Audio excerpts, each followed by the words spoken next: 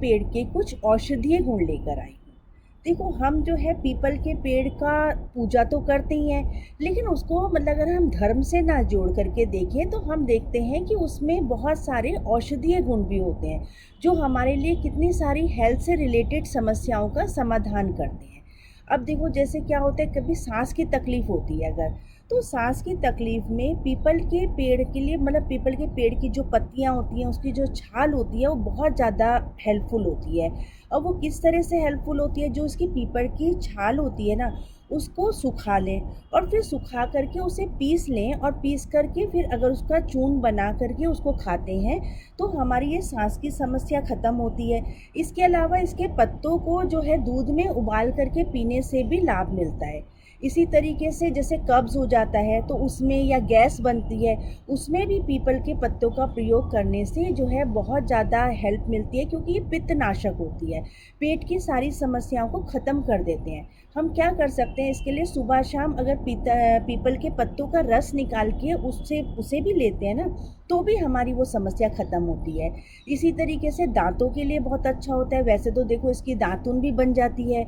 और अगर दांतों में दर्द है तो क्या करें, पीपल की मतलब छाल ले लें 10 ग्राम, उसमें थोड़ा सा कत्था मिला लें और थोड़ी सी काली मिर्च मिला करके पीस लें और फिर उसे दांतों में लगाएं, तो दांतों का दर्द ठीक होता है। इसी तरीके से कभी जैसे हमारे शरीर में ना टॉक्सिन्स हो जाते हैं बहुत, है ना। टॉक्सिन्स का कहने का मतलब ये है कि जैसे किसी ने पॉइजन भी अगर ले लिया है, विष का प्रभाव है ना, तो भी उसे वो ख़त्म कर देता है। कि जैसे जहरीले जीव जंतु काट लेते हैं, तो भी उसमें पीपल के पत्तों का रस को अगर हम कूट करके और फिर पानी के साथ में उसे मसल करके अगर लेते हैं, तो उसमें वो टॉक्सिन्स को बाहर निकाल देता है। उसमें उसकी पेड़ की छाल को भी ले सकते हैं।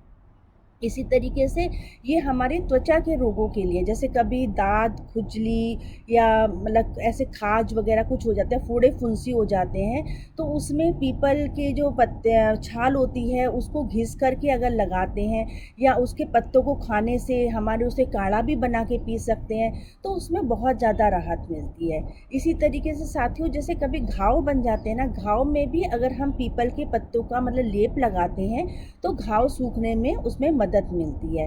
या किसी को अगर सर्दी खांसी हो गई है, जुकाम हो गया है, तो भी पीपल के पत्तों का जो होता है ना, उसको मतलब सुखा करके उसे मिश्री के साथ में ले लें और उसको थोड़ा काढ़ा बना करके अगर हम लेते हैं, तो हमारा जुकाम जो है वो जल्दी ठीक हो जाता है।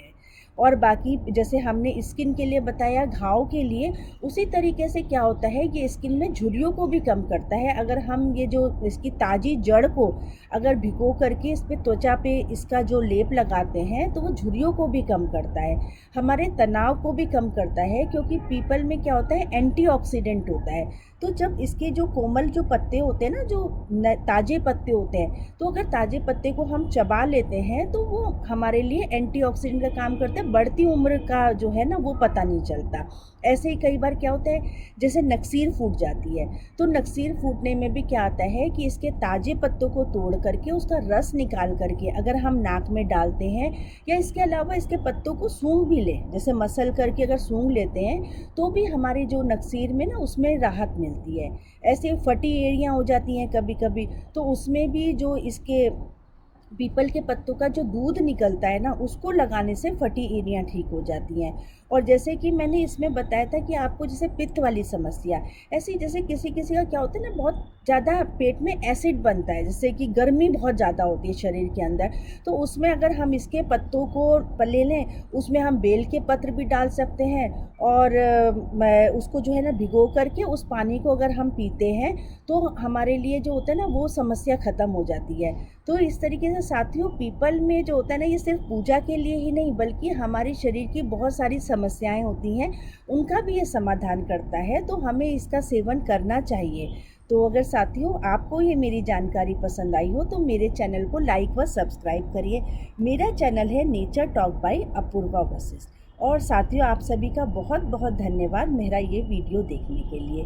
धन्यवाद साथियों।